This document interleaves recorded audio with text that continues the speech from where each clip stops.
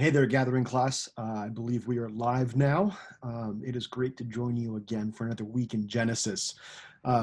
Little news, I guess, or I guess an explanation or something's due. I recorded this whole video, this teaching yesterday, which was Tuesday, and now it's Wednesday. So this email is going to be getting out to you a little bit late, and I apologize for that. But when I recorded this teaching the first time, the audio didn't work. And so I went through the entire thing and went to go edit the video, and there was no sound to be had at all. Imagine my horror when that happened. So this is me re-recording it today, and I'm going to try and shave off a lot of time. It was way too long. So I guess that benefits you. We'll go a little bit faster through these passages. But anyways, for those of you who are joining us, my name is Ryan Goble. I'm the pastor, associate pastor in the Shave venue under Rustin Masello, and it is great to be with you here today. Pastor Bob Drew and I have been marching through the book of Genesis with you guys now for 2 summers, and we are now today at chapter 24 and through 26. Now, today we're going to see the end of Abraham's story. Abraham's going to die today. It sounded a little bit glib, but he's going to die in the story that we're reading. So we're going to see the end of Abraham's life and see how he finished. Is he going to finish well? Is he going to be faithless? Is he going to walk with God? What's that going to look like? And so we'll walk through that. Then we get the story of Isaac and a lot of his adult life and what he does, and then we'll get some Jacob and Esau. And it's a great 3-chapter stint in Genesis where we get a lot of the family history. We get all 3 patriarchs in these 3 chapters: Abraham, Isaac, and Jacob. So it's really fun. But that said, it's really long. So chapter 24 is 68 verses long. It's a doozy. That's why last night when I recorded this, it was 1 hour and 20 minutes long, because I just went and did what I normally do and just kind of went line by line. And there's no need to do that. I'm going to just tell the story today. If you want, you can go and pause this right now and read chapter 24 in its entirety and get the full story. I recommend you doing that. So if you want to pause here, I will wait. All right, welcome back. And now we can get on with chapter 24 together. So all that said, I'm going to share my screen now so we can, let's see here, share my screen, desktop 2. Okay, I believe, where is this?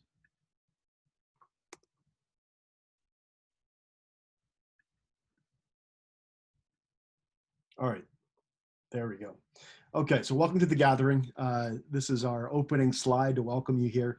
Judd Lehman and Bill Epley are the leaders of this class. Judd leads and organizes it, and Bill is the teacher most of the time until the summertime hit, and he gets a much-deserved break. And Pastor Bob Drew and I are here to guest teach all summer. So we are in the series in Genesis 16 to 50 and looking at God's promises. If you want, Bob's in my email.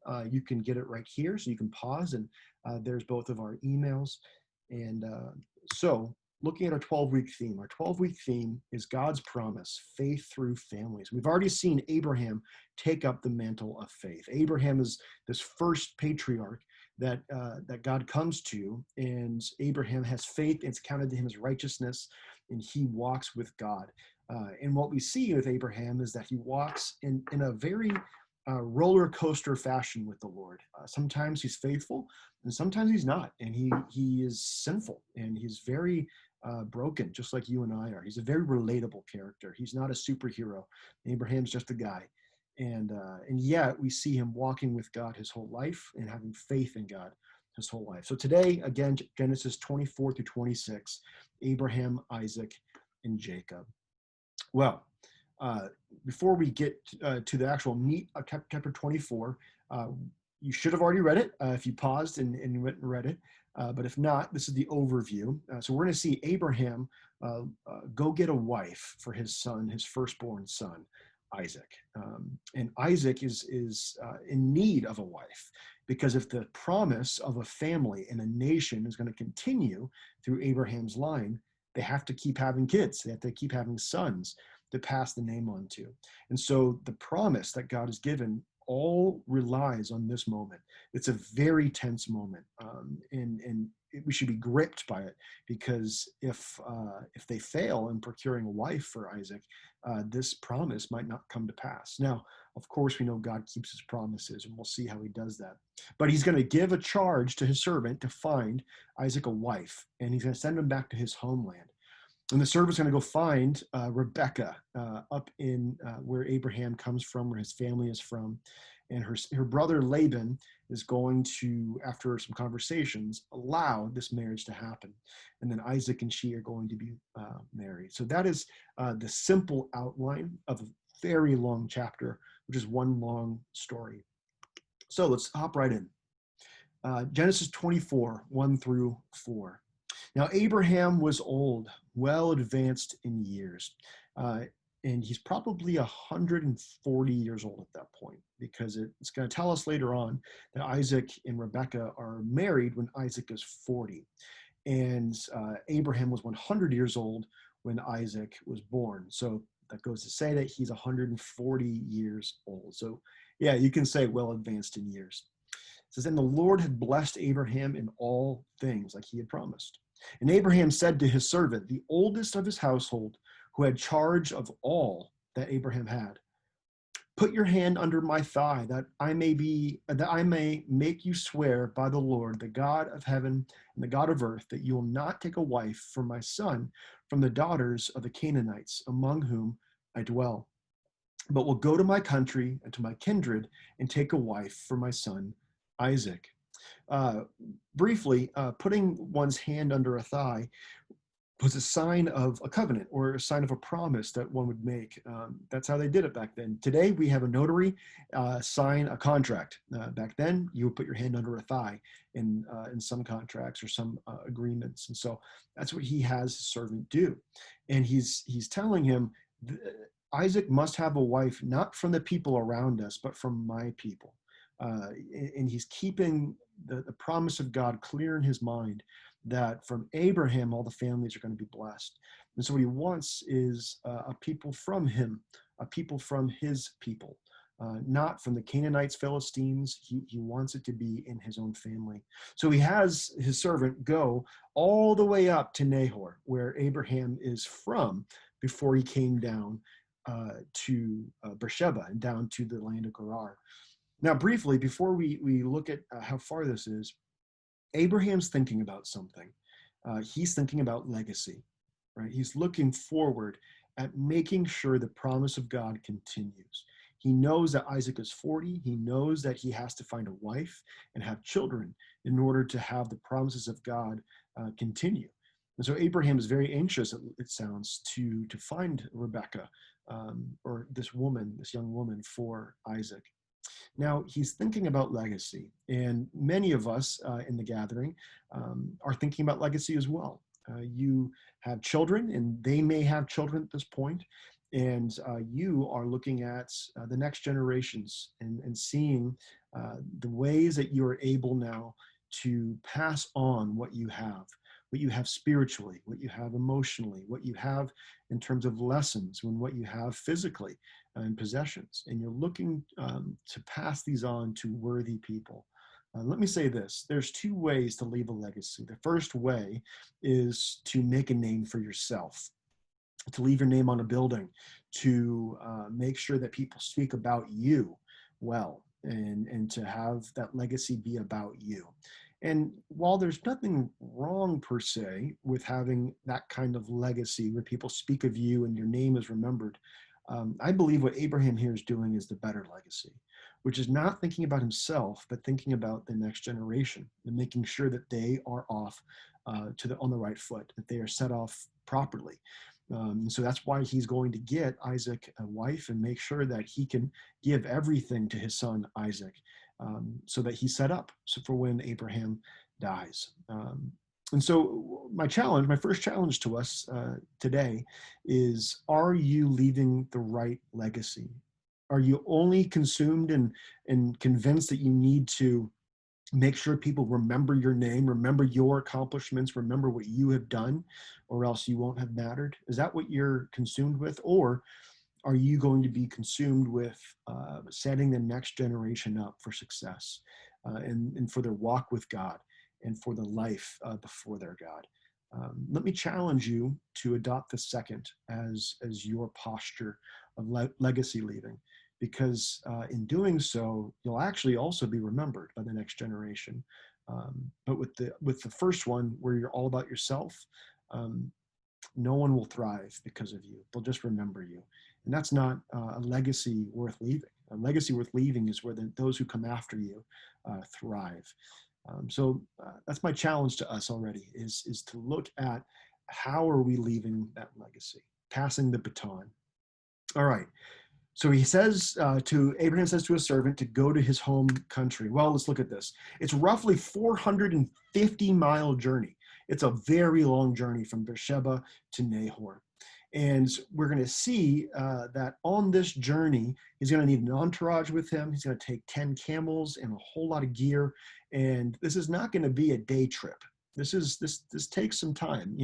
It's about 450 miles to San Diego from Phoenix. And that's a 5.5 or 6 hour drive at about 80 miles an hour most of the time. So this must have taken days and days and days to get, maybe weeks, to get to Nahor. And so what Abraham's asking is no small feat. The Canaanites were just down the street, and they could have found a wife there for Isaac, and it would have been easy. But instead, the servant has to travel a long distance to go and find this woman for Isaac. And the servant says to Abraham, he looks at Abraham after he's charged with this, and he says, "Perhaps the woman may not be willing to follow me to this land. Must I then take your son back to the land from which you came?" Well, he's asking Abraham, what if she doesn't want to come with me because she hasn't seen Isaac? What do I do if she demands to see her husband before she agrees? And Abraham says to him, "See to it that you do not take my son back there. The Lord, the God of heaven, who took me from my father's house and from the land of my kindred, and who spoke to me and swore to me, to your offspring I will give this land. He will send his angel before you, and you shall take a wife for my son from there." Well, he says to his servant, God's going with you. Don't worry. And also, Isaac is the inheritor of this land. He can't leave. This is a land that God has promised myself and my son and his progeny after that. Because of that, we must remain faithful and stay in the land that God has given us. And so Isaac can't leave. So this servant has a tall order here to go find a wife, sight unseen. He says, "But if the woman is not willing to follow you, then you will be free from this oath of mine. Only you must not take my son back there." So the servant put his hand under the thigh of Abraham, his master, and swore to him concerning this matter. Then the servant took 10 of his master's camels and departed. That we're taking a large entourage. One guy can't take 10 camels on his own. He has a full entourage of men with him to make this journey. It says he took all sorts of choice gifts from his master. And he arose and went to Mesopotamia, to the city of Nahor, 450 miles north. And he made the camels kneel down beside the city wall of water at the time of evening, the time when women go out to draw water. Usually this is not at the height of heat in the day. This is near the end of the day, so they can go and grab water for that evening and the rest of the next day. And the servant prays. He gets there, and instead of starting his hunt immediately, he gets on his knees and he prays, and he talks to Yahweh. He asks for a sign. He asks for Yahweh's help to find this woman. And he goes, "Oh Lord, God of my master Abraham, please grant me success today and show steadfast love to my master Abraham.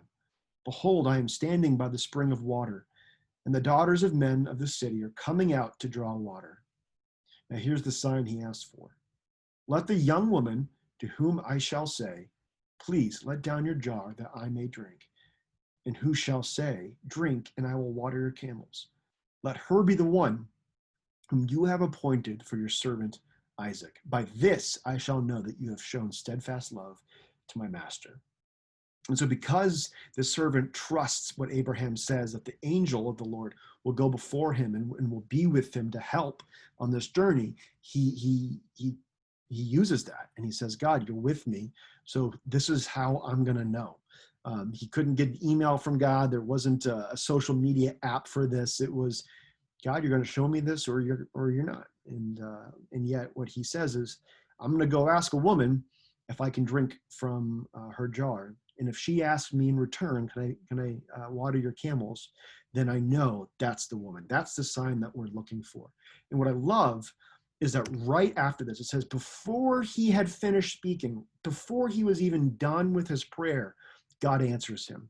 And I love this. It's before he had finished speaking, behold, Rebekah, who was born to Bethuel, the son of Milcah, the wife of Nahor, Abraham's brother, came out with her water jar on her shoulder. So this would be Abraham's second granddaughter in that sense. He would be her great uncle, or some, I think his second niece or something like that. But anyways, this young woman was very attractive in appearance, a maiden whom no man had known. So we have a virgin woman, never married, never known by a man, and she's beautiful, just like Isaac's mother. She was gorgeous, and we'll see what happens later on because of that. But Rebekah is exceedingly beautiful. It says she went down to the spring and filled her jar and came up. Then the servant ran to meet her and said, please give me a little water to drink from your jar. And then here's the moment. He's waiting to see what will she say in response.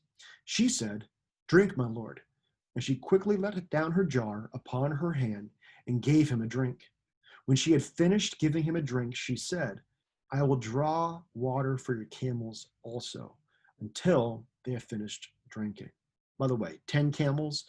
We know camels can drink a lot of water. This is no easy task. Verse 20, it says, so she quickly emptied her jar into the trough and ran again to the wall to draw water. And she drew for all his camels. The man, the servant, gazed at her in silence to learn whether the Lord had prospered his journey or not. And he's just, I'm sure his mouth is on the ground, watching God immediately answer his prayer. I don't know about you, but there aren't many prayers that I've prayed in my life where God immediately answers it. This had to be a powerful moment. And I think a lot of the time when we pray, we don't expect God to answer our prayers. We hope, we think, it's kind of willy-nilly, wishy-washy, will he, won't he? And yet the servant knew God would answer his prayer. He knew that God would either give him a yes or a no, but he was certain that God would answer it. And I think we can learn something from him, that as we pray to the Lord and we seek out his will, we need to know that God will answer us. It never falls on deaf ears when we pray. And hopefully, if we're in line with God's will, then he'll answer it immediately like he did with this servant.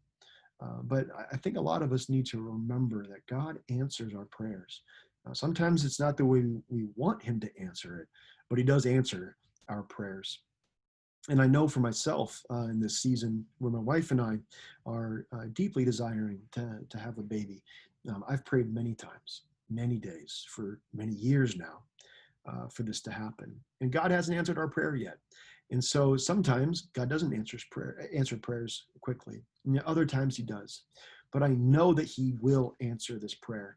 He has been answering the prayer with a not yet. And one day he will answer it with a yes. But I have to have the faith that the servant did, that God will answer the prayer at some point. So that's my encouragement again to us. All right, so the rest of the story is there's a lot of detail in it, and again, go back and read it. I'm gonna kind of breeze through the rest of this because it would take me another 30 minutes to teach on the following verses. But there's some detail in here that's important. I'll pull that out, but I'm just gonna kind of tell the story from here on out. So what happens after this is that the servant puts some jewelry on Rebekah, basically an engagement ring. And she goes and tells her brother Laban. And Laban's going to be very important later on. And the servant comes to stay with Laban and his family overnight. And while they're staying there, the servant has a conversation with Laban and tells Laban all about Abraham and the story of Abraham, and tells him about the charge that he has to find a wife for Abraham's son Isaac. And he tells Laban even the prayer he had and how Rebekah had been a direct answer to that prayer immediately. And so Laban and his mother, after some deliberation, agree to allow Rebekah to marry Isaac. And it's in that moment. I'm going to just go through this. You can pause if you want as I go through these slides, so you can read them. But we have a whole, yeah, there we go. Just going to keep going. Okay. So this is how the servant ends his time with Laban. He goes, and who will say to me, drink and draw from your camel also? That's the woman. Let her be the woman whom the Lord has appointed my master's son. He tells them about Rebekah. And then Laban and Bethuel, this is how they respond to the servant. It says, the thing has come from the Lord. We cannot speak to you bad or good. Behold, Rebekah is here before you. Take her and go, and let her be the wife of your master's son, as the Lord has spoken. And I love the faith here. They trust that this is what God is doing. They hear that Yahweh is on the move, and they don't want to get in the way of that. And they even say as much. They say, we're not even going to say if we agree or disagree, but God's clearly doing this, and so we will allow it. And so Rebekah is given then to the servant. Now, briefly here, Laban is going to trick Jacob later on, who's going to be the son of Rebekah and Isaac. And he's going to trick Jacob into taking the wrong wife. And then, and eventually Jacob will get the right wife. But we know that Jacob's a shyster. As my professor, Dr. Mead, liked to say, this guy's he's kind of crooked. He's not to be trusted, Laban. And because of that, it's interesting here. In verse 55, it says, her brother and her mother said, let the young woman remain with us a while, at least 10 days. After that, she may go. And there's two ways to read that. The first way is just to think that they wanted some more time with Rebekah to prepare her for marriage, to say their goodbyes, because it was possible they'd never see her again. And I think that's definitely part of what's going on here. They just want time to prepare her and to say goodbye. But the other thing is the servant just gave many, many gifts to Rebekah and then to Laban and his mother. And these gifts are enriching them because Abraham was a wealthy man. And I think here that Laban's trying to get more money out of the servant. He's saying, you know what, let's keep her for 10 more days, and then we can keep her for 10 more days, and then 10 more days. Maybe we'll get more money out of this. I think Laban's trying to pull a fast one over on the servant because later on, we know that that's what he does. That's his character. He's a trickster. He's not honest. He's not even necessarily a good man at times. So it's interesting in verse 55, it's kind of foreshadowing for the story of Jacob in further chapters. That said, the servant pushes back and says, don't make me wait any longer. Please, let me go back to my master with her. And so they ask Rebekah, and she says that she'll go. And so she goes with the servant to go be Isaac's wife. Now, before she leaves, she's blessed by Laban and her family. And they say, our sister, Rebekah, may you become thousands of 10,000s, and may your offspring possess the gate of those who hate him. Now, this is really fascinating because what we know is the servant has given them the story of Abraham. So they know that God has promised Abraham that he will become a nation, that he will become a whole people. And so they know that she is going to be part of this promise. And so they're blessing her. They're saying, may this happen. May you become thousands of 10,000s, and may your offspring possess the gate of those who hate him. And this should point us forward all the way to Jesus, because this is the true promised offspring of Abraham and of Isaac and of Jacob. And this offspring, Jesus, when he comes, he makes a note to the Apostle Peter one time, and he says, you are Peter, And upon this rock, the confession that Jesus is the Christ, upon that rock, Jesus is going to build his church, and the gates of hell will not prevail against it. And I think there's a beautiful tie in here that they're saying, may your offspring possess the gate of those who hate him. May he be in charge. And when Jesus comes, he declares that the gate of hell, the ultimate enemy, will not prevail. He will own it. He will fight back the darkness. And so we see even 1,500 years or 2,000 years after this moment, that Jesus is going to be the fulfillment, the true fulfillment of this prophecy in this blessing that they bless over Rebekah. But we see here now in verse 61 that Rebekah and her young women arose and rode on the camels and followed the man. Thus the servant took Rebekah and went his way. And when Rebekah and the servant, the entourage, show up to the land of Gerar, where Isaac is, Rebekah sees Isaac from a distance, and she asks who it is. And the servant says, "That is your husband. That is Isaac, the young master."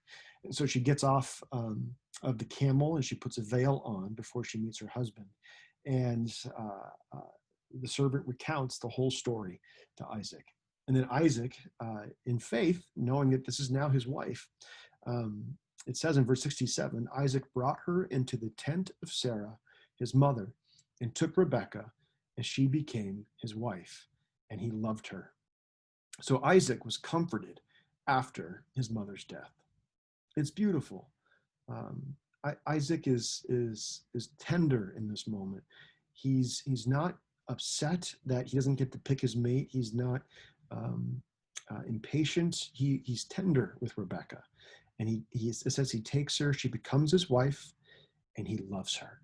And Isaac will love her all the days of his life, even though he's not going to be the perfect husband. And we'll see that in just a bit. But it's in this marriage that Isaac finds comfort. And he's able to leave his mother and father and become one flesh with his wife. All right. So that's chapter 24. It's a beautiful chapter. It's a beautiful story of faith and how Abraham is passing the baton to Isaac, and he's ensuring the success of his son to gain the promise of God. And we see that Rebekah now is with Isaac. And the promise can continue, and it will continue when they do have children eventually, Jacob and Esau. So moving on, Genesis 25. It says that Abraham took another wife whose name was Keturah. Now, pause there. We don't know if this is before or after the death of Sarah. It doesn't say. It's probably after the death of Sarah because it comes on the heels of the story of her death. But we don't fully know. That said, it probably was after. And she, Keturah, bore him Zimran, Jokshan, Medan, Midian, Ishbak, and Shuan. And it talks about those, the sons that these sons fathered. And we're going to see the sons of Dedan and Jokshan. We have Asherim, Latushim, and Lemuel, and the sons of Midian. His sons were Ephah, Epher, Hanak, Abidah, and Elah. And we're going to see these people in the rest of the Old Testament. These are the people groups all in the area to the east. But yeah, these are all the children that Abraham has after he has Isaac, just like he had with Ishmael. So he has two wives that weren't Sarah, or two concubines, Hagar and Keturah. And it said, Abraham gave all he had to Isaac. In spite of having all of these children, he still gives Isaac the first portion and the most portion, and honestly, the only portion of the birthright, because he's the son of promise, not just the son by birth, but the son of promise. And to the sons of his concubines, Abraham gave gifts. And while he was still living, he sent them away from his son Isaac eastward to the east country. Now, this tells us a couple things about Abraham that we can take away for ourselves. Abraham is not content with just cutting ties with his other sons. He's not content with just allowing them to go their own way and to not take care of them. Even though Isaac gets the lion's share of the birthright, he still gives gifts to his sons. He still takes care of them. just like he did with Ishmael and Hagar. He sent them on their way, but he took care of them. And here he's taking care of these children. And yet he also sends them to the east because he doesn't want any land disputes to happen between Isaac and his brothers. This is Isaac's land and Isaac's land alone. And so that's why Abraham sends them all to the east country. So that they don't have a claim to the land that Yahweh has promised to Abraham and his line, his lineage of promise. And so he's setting up Isaac once again for success. And it says, these are the days of the years of Abraham's life, 175 years. And this is the death of Abraham. After 175 years of life, Abraham is going to die. It said Abraham breathed his last and died in a good old age, an old man and full of years, and was gathered to his people.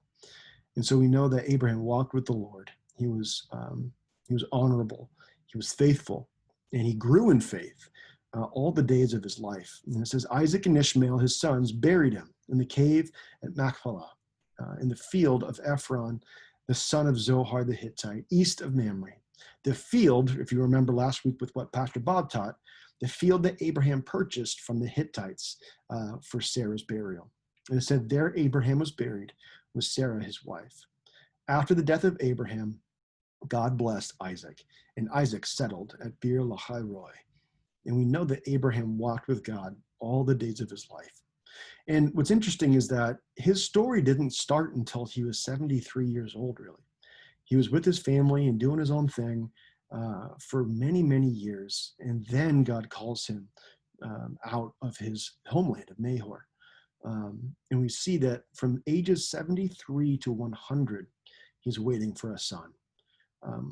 I'm 30 years old, and sometimes I can barely wait to get to some of the things that I hope to do in life. I can't wait to be a dad. I can't wait to increase in ministry so that I can love more people. And there's just things that I want to accomplish, and I get impatient at times. And yet it's interesting to see that Abraham here was 73 when things began. And even then, he had to wait and wait and wait for a son. He waited 23 to 26 years for a kid. And so even after his ministry starts, or his story in the Bible starts, he still has to wait for decades. And I think we all want to be used by God in different ways, but we don't always want to be used the way he wants to use us. And it can be really humbling to realize that it might not be now. It might be in a year, a decade, 30 years from now, 40 years from now, or even at the end of our lives, that God will use us for the purposes he has for us. And it's easy to lose, to be discouraged and to lose heart, because it's taking time for God's promises and his plans to come to fruition. You know, Ephesians 2, chapter 2, verse 10 says that we are God's workmanship, created in Christ Jesus for good works that God prepared beforehand that we should walk in them. And a lot of the times these good works elude us, and we are waiting and waiting. And God, what do you have for me in the season? Why is this happening? What's going on? What are you doing, God? And sometimes we're called to wait and just be faithful. A lot of the time, our walk with God is in the in-between. It's not in the big moments when we're accomplishing things. It's not even in the low moments. It's just kind of in the mundane. It's in those 23 years that we get to wait for a kid. It's in that time period where it seems like nothing's happening. Those are the days when we get to be faithful. And so whether you're 50, 60, 70, 80, or even 90 years old today, God can still use you. And we are called to walk with him all of the days of our lives. So don't become discouraged. Don't look at what life we have left and say there's not enough time, because there's always enough time for God to do what he wants to do, as long as we are faithful vessels. And what's interesting is that from ages 100 to 140, Abraham raises Isaac and potentially his other sons. But he's raising Isaac before Isaac marries Rebekah. And then from age 140 to 175, another 25 years, Abraham is passing the torch. He's having kids, and he's preparing Isaac to be the patriarch. And Isaac here is 75 years old when Abraham dies, because he had Isaac at 100. And Ishmael, let's see if I can do the math here in my head, is 88 years old, because Ishmael was 13 roughly when Isaac was born. And so the brothers here meet at the cave that Abraham had purchased for Sarah. And this is the last time Ishmael and Isaac will see each other. The only other time in the Bible that we see them together. And they come to bury their father. Differences aside, their lives aside, they come in unity and honor Abraham because he loved them both. Now, we also get the generations of Ishmael. This is kind of the only story we get about Ishmael in Genesis. These are the, 6 verses that he gets. So I'm just going to read it in its entirety. These are the generations of Ishmael, Abraham's son, whom Hagar, the Egyptian, Sarah's servant, bore to Abraham. These are the names of the sons of Ishmael, named in the order of their birth. Nebaioth, the firstborn of Ishmael, and Kedar, Adbeel, Mibsam, Mishma, Duma, Masa, Hada, Tema, Jatur, Naphish, and Kedemah. These are the sons of Ishmael, and these are their names, by their villages and by their encampments, 12 princes, according to their tribes. I don't think that number 12 is coincidence, that Ishmael had 12, and Jacob will have 12. 12 tribes of Israel, and Ishmael here is kind of mirroring that.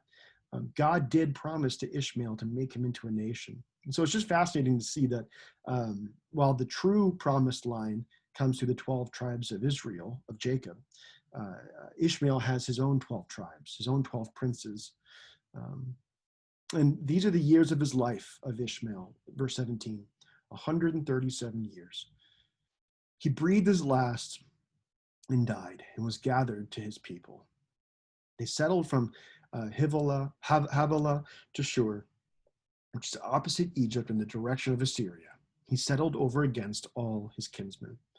So that last line there is telling us that the prophecy that was spoken to Hagar about Ishmael being a wild donkey of a man and being against his kinsmen and hunting for his food and being a strong man, came true. It all did.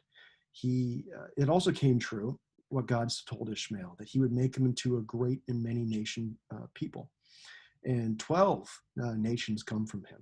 And those are the princes that are listed here. And so even to those that aren't in the promised lineage of Abraham are taken care of.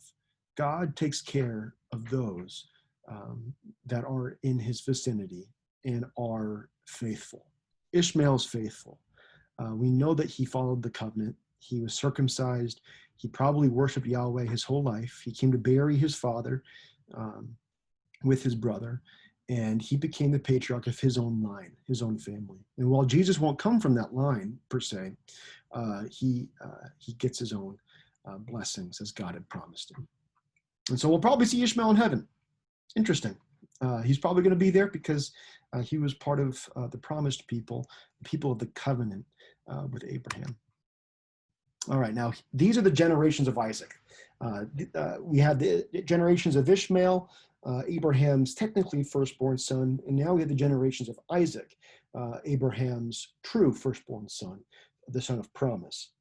Abraham fathered Isaac, and Isaac was 40 years old when he took Rebekah, and that's when Abraham was 140. The daughter of Bethuel, the Armenian of Padaram, the sister of Laban, the Aramean, I can never say that, to be his wife. And Isaac prayed to the Lord for his wife because she was barren, and the Lord granted his prayer, and Rebekah his wife conceived. The children struggled within her, and she said, if this is thus, why is this happening to me? If you've blessed me with these kids, why are they struggling so much? And she went to inquire of the Lord. And we'll cover what God says to her in a minute. But it's interesting. We have two different situations in these 3 chapters of prayer. The first one is with the servant praying, and immediately God answers his prayer with Rebekah back in chapter 24. And that is an immediate answer to prayer. And this is written to seem as though Isaac prays, and it's an immediate answer to prayer. It says, and Isaac prayed to the Lord for his wife because she was barren. Now, what's interesting is that we're going to learn that Isaac is 60 years old when Jacob and Esau are born. 60. So even though it reads like it was instant, that's 20 years of waiting. And let me tell you, after waiting myself now for 2 full years for a child, and knowing that God has those for us, feeling that in my soul, and Isaac having even a promise from God, that's a long time. Have you ever had to wait and wait and wait? And the only lesson you think you're learning in those seasons is patience and more patience. And you just feel like God's never going to show up. Maybe it's you're fighting a disease and you're just waiting for doctors all the time, waiting for test results, waiting for God to come through. Or maybe you're waiting for something in your career or something with your children or your grandchildren. Maybe you're waiting for one of your children to become a believer, and you're waiting and you're waiting and you're waiting. And it might seem like it's never going to happen. Well, let me tell you this. Abraham waited 23 years for Isaac. But Isaac had to wait 20 years for Jacob and Esau. Sometimes we have to wait for God's promises. Sometimes we have to be patient, and that's okay. God doesn't see time the way we do. For us, it might seem like forever is going by. 2 years for us has felt like forever. And yet, in perspective, 20 years waiting for a kid, that's a lifetime, it feels like. And yet God keeps his promises. So even in those moments, the mundane moments and the waiting moments, trust that God is there. Trust that he has your back, that he's going to deliver you eventually. Now, what's interesting is that Abraham probably had told Isaac the story many times of how he didn't trust God and took and had Ishmael, and how Abraham probably wished that he had just been faithful and had waited and waited for Isaac. And so Isaac here, we see he doesn't go and try and take another wife. He doesn't try and make a firstborn son happen like Abraham did, but instead he's faithful. He's learning from the previous generation. And so I think it's just beautiful that he prays to the Lord. Instead of taking matters into his own hands, which I know we want to do a lot of the time, we really want to take matters into our own hands. COVID seems like it'll never end, doesn't it? It might even be another year until we have a vaccine. I don't know. But here's the thing. We can take life into our own hands and start trying to force our way back into life, or we can wait and be patient with God. Or maybe race relations right now. The world seems like it's just blowing up, and that race relations is an unfixable issue right now. But I promise you that God knows what he's doing, and that he can fix this, and that he wants people to be reconciled to one another. And so instead of taking these issues into our own hands and fighting the fight that we think we should fight, we should instead be patient and faithful and wait on the Lord and do it his way instead of our way, like Abraham did. Let's try and be like Isaac and wait instead of being like Abraham and being impatient.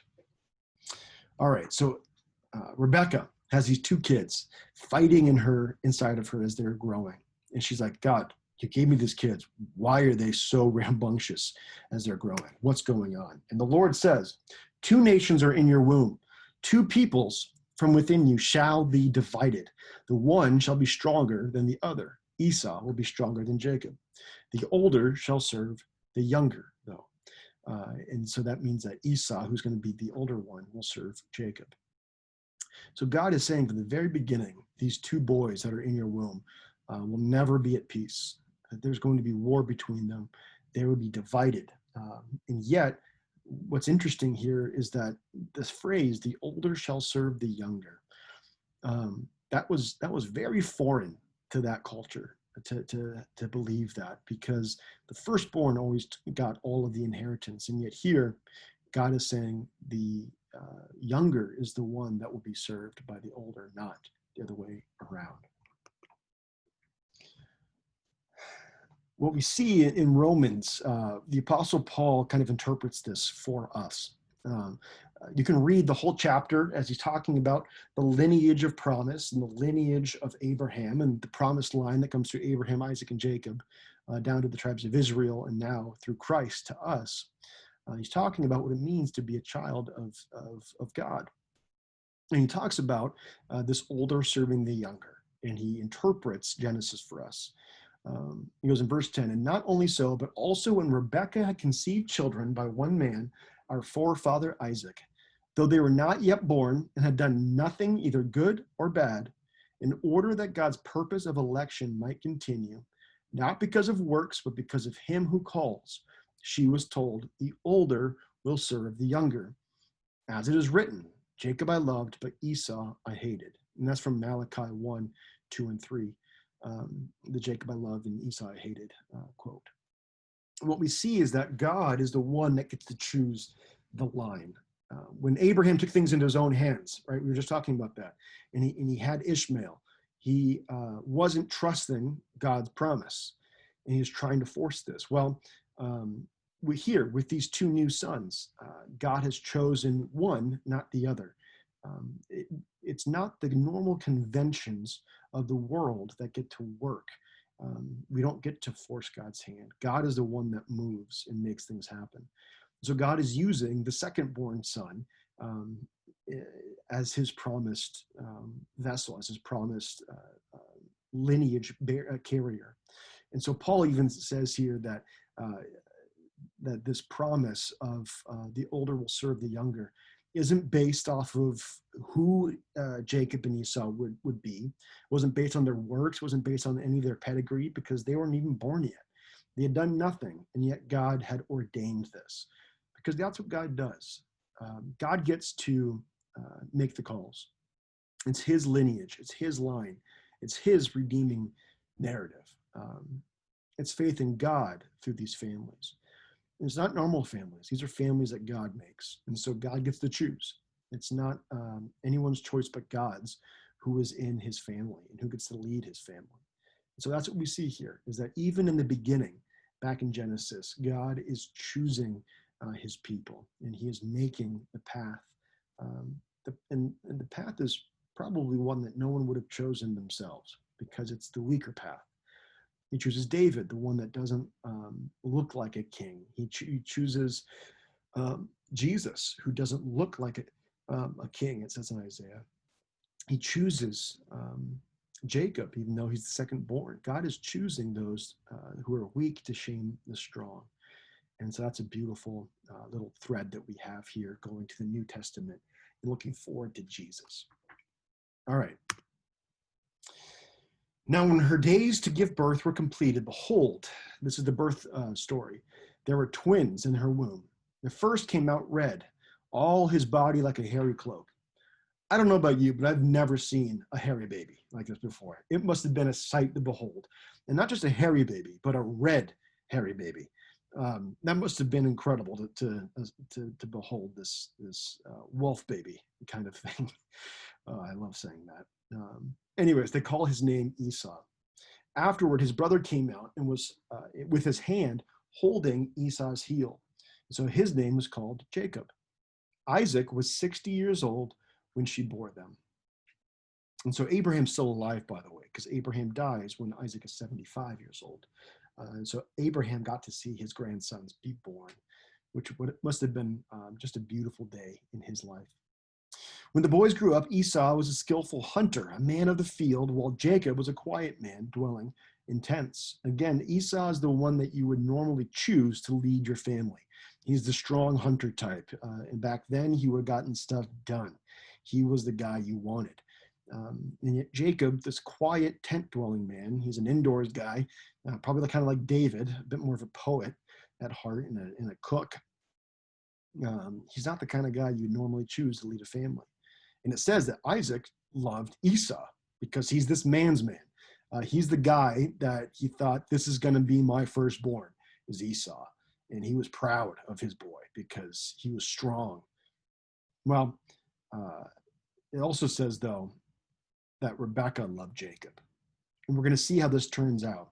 We're going to see that Isaac goes to give the blessing to Esau, but instead it's stolen, and Jacob receives that blessing.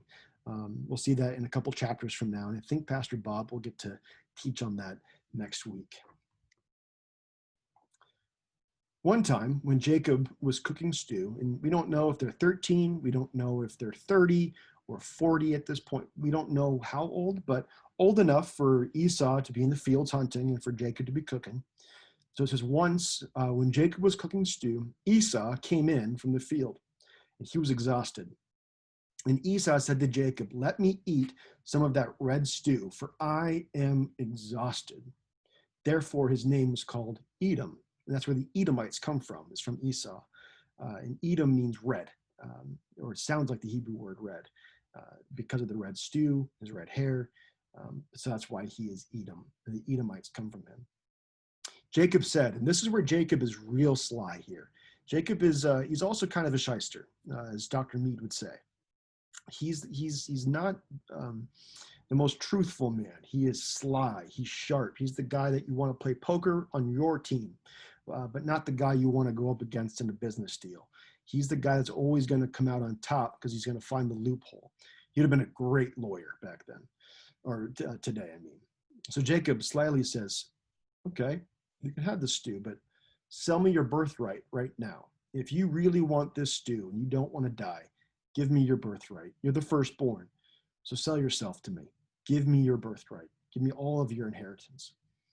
And Esau says, I'm about to die. Of what use is a birthright to me? I ain't got use for this. I'm going to die soon, so might as well sell it so I can live. And Jacob said, swear to me now. And he makes Esau swear. So it says, so Esau swore to him and sold his birthright to Jacob. Then Jacob gave Esau bread and lentil stew, and he ate and drank and rose and went his way. Thus Esau despised his birthright. So it's in this moment that Jacob becomes the one who would receive the birthright. Now, later on down the line, Esau's going to try and take his birthright, not trying to honor this arrangement, and Jacob's going to go and take it again. But here we see that this birthright, yes, while it's technically stolen in a later date, Esau gave it up. Esau gave it to Jacob, and God uses that. And God allows Jacob to be the one that is served, not the one serving his older brother. All right. A famine comes, kind of like when Jacob is going to see a famine later down the line in Genesis. So it says, now there's a famine in the land besides the former famine that was in the days of Abraham. So this is the next generation's famine. And it seems like each generation gets a pretty bad famine. So Isaac went to Gerar, to Abimelech, the king of the Philistines. I hope you remember him. 2 weeks ago, I taught on Abimelech and his relationship with Abraham. And we're going to see a lot of similarities here. It says, and as the Lord appeared to him and said, do not go down to Egypt. Let's pause there. Pause for a moment. It's not time yet for Israel, for God's people to go to Egypt. That's going to come the next generation. That's for Jacob's son, Joseph, to lead it. Their time is not yet to be in Egypt. And so God sternly warns Isaac to not go there. So he said, instead of Egypt, dwell in the land of which I shall tell you. Sojourn in this land, and I will be with you and will bless you. For to you and to your offspring I will give all these lands, and I will establish the oath that I swore to Abraham your father. I will multiply your offspring as the stars of heaven, and will give you your offspring, and give to your offspring all these lands. And in your offspring all the nations of the earth shall be blessed, because Abraham obeyed my voice and kept my charge, my commandments, my statutes, and my laws. So Yahweh here makes a covenant. He promises to Isaac that this promised lineage would be through him. And this is Isaac's moment now, taking the mantle of patriarch, and he's following Yahweh. And so Isaac goes and he settles, and he goes to Gerar, the same place that his father Abraham went when there was a famine. And when the men of the place asked him about his wife, he said, "She is my sister." Seriously? Like, what's he doing here? Abraham did this. I thought Abraham had taught Isaac all of his mistakes so that Isaac wouldn't make them. But instead, Isaac follows in his father's footsteps and sells his wife down the river in order to save his own hide. Well, Rebekah is taken, and it says, "For he feared to say my wife, thinking the men of this place should kill me because of Rebekah. She's so beautiful that they're going to steal her from me and kill me because she's attractive in appearance."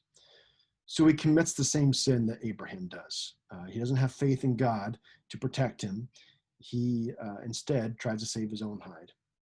Well, it says in verse 8, when he had been there a long time, so this isn't just a day that's gone by. This is quite some time that Rebekah's been in the house of Abimelech.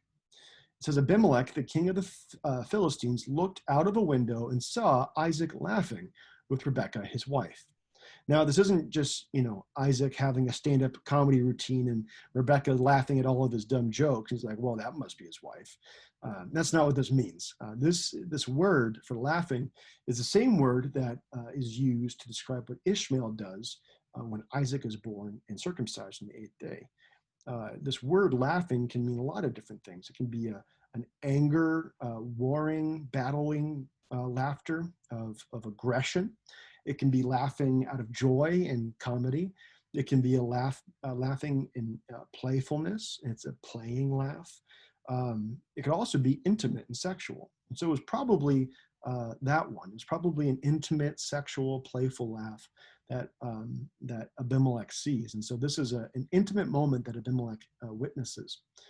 And he realizes that this is Isaac's wife, and he calls him and says, "Behold, she's your wife. How could you say she's my sister?" And Isaac said to him, "Because I thought, lest I die because of her." And Abimelech here says, "This has happened to me before. Son, I've been through this. Why have you done this to us?" So he says, "What is it that you have done to us? One of the people might easily have lain with your wife, and you would have brought guilt upon us."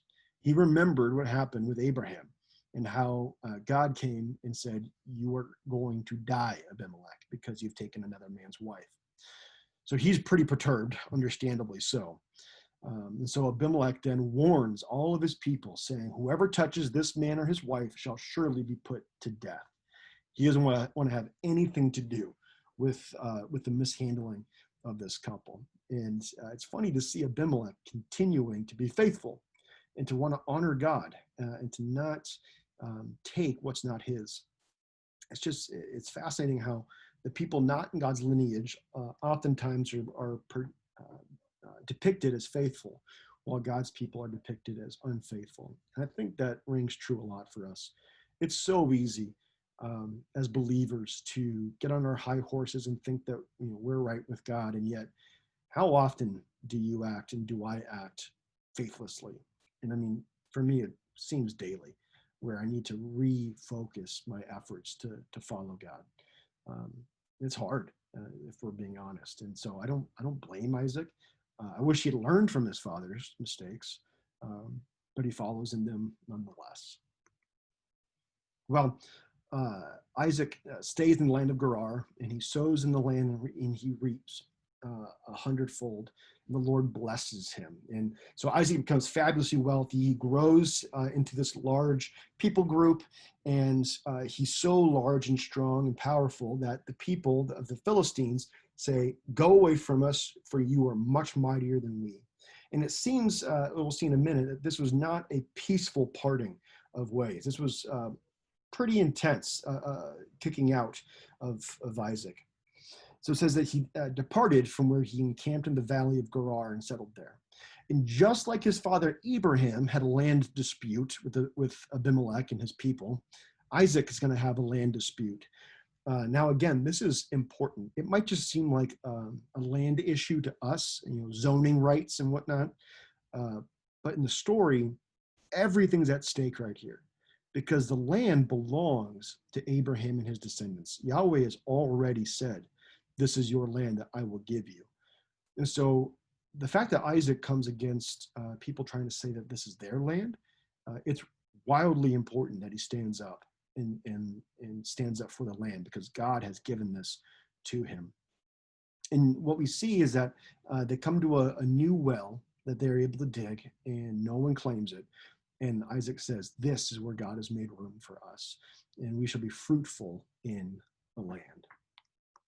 Well, from there, Isaac goes up to Beersheba. And this is the climax moment in Isaac's life, I believe, at least. And so the Lord appeared to him the same night, and he said, I am the God of Abraham your father. Fear not, for I am with you, and will bless you and multiply your offspring for my servant Abraham's sake. So he built an altar there and called upon the name of the Lord and pitched his tent there. And there Isaac's servants dug a well. And God comes in this moment and once again promises to Isaac that he is this promised son, and God will be faithful to Isaac. This is our forefather. This is our forefather in the faith, in the line of promise. And thank God that God is faithful, even when his people weren't. God is protecting the lineage through families and through their faith. Once again, this is God's story. This isn't anyone else's story but Yahweh's. All right, two more quick passages. Abimelech and Isaac make a treaty. Again, pretty much the exact same treaty that Abraham and Abimelech made a generation before. In the treaty, Abimelech comes and says, we see plainly that the Lord has been with you. So we said, let there be a sworn pact between us, between you and us, and let us make a covenant with you, that you will do us no harm, just as we have not touched you and have done to you nothing but good and have sent you away in peace. You are now the blessed of the Lord. And so they made a treaty. And so Isaac is now uncontested in the land. The well is his, the land is his, and he now has an ally in Abimelech. So he is able to remain untouched, unperturbed in the land that God is giving him. This is once again God stepping in and fulfilling his promises to make the path straight for Isaac. Well, lastly here, we have a brief little story about Esau. And it says, Esau was 40 years old, and he took Judith, the daughter of Beeri, the Hittite, to be his wife. And this is my favorite name in the entire Bible, right here. And it says, and also he took Basemath, the daughter of Elon the Hittite. I love that name. I don't know why. I just think it's hilarious. Basemath. But Esau takes women that weren't from the lineage and family of Abraham. He goes and takes Hittite women. And this is going to be directly in competition with his brother Jacob. And remember, Rebekah is from the lineage of Abraham, and Esau makes his parents' life a living mess. And it says that they made life bitter for Isaac and Rebekah, for mom and dad. Esau is, well, let's just say his wives are not the women that they should have been. He does not marry well. So if you have kids or grandkids that are getting married soon, make sure that they are women or men of faith. Do your part as patriarch and matriarch in your family to ensure that faith is first and foremost, because it's easy here to see how Judith and Basemath made life for Isaac and Rebekah bitter because they were not women of God. That's kind of our last little segment for today. So here was our outline again. We saw in chapter 24 that Abraham procured a wife for Isaac. Abraham dies and is gathered with his people after a long and fruitful life. We see Jacob and Esau selling his birthright to Jacob, which will be wildly important next week. We see Isaac in God's promise, as Isaac is the child of promise that Abraham was given. And God makes the same promise to Isaac. He doesn't have to just trust his father. He gets the same promise that his father was given. And then we see Isaac and Abimelech, and Isaac is now untouched. He is free to roam and free to have land in the promised land. God sets him up perfectly. Well, next week, Pastor Bob's going to come and talk all about Jacob. And we're going to get some fascinating stories about how Jacob continues to grab the birthright from Esau and how he is the child of promise. And we're going to see some wild things happen around Jacob. Well, here we go. I'm back. It's been a great time today. I loved actually going through this twice, and what a great section of scripture just to see God's faithfulness time and time again. So I hope you're encouraged. I'm encouraged. There's a lot we can glean from this, and I hope you took something away. If you did, shoot me an email. If you have questions, also shoot me an email. But again, my name is Ryan Goble. It's been a pleasure to be with you today. Let me pray us out, and then we can get out of here. Lord God, thank you so much that for generations you have ensured that your people are protected. You've ensured that your people are the people of promise. That God, you walk with us, you love us, you provide for us. And we see that time and again with Abraham, Isaac, and Jacob, you providing and loving and leading. And God, if you did it for them, you also will do it and are doing it for us. And so, Jesus, thank you so much for your word. Thank you that you are the same yesterday, today, and tomorrow. We love you, God. It's in your name that we pray. Amen.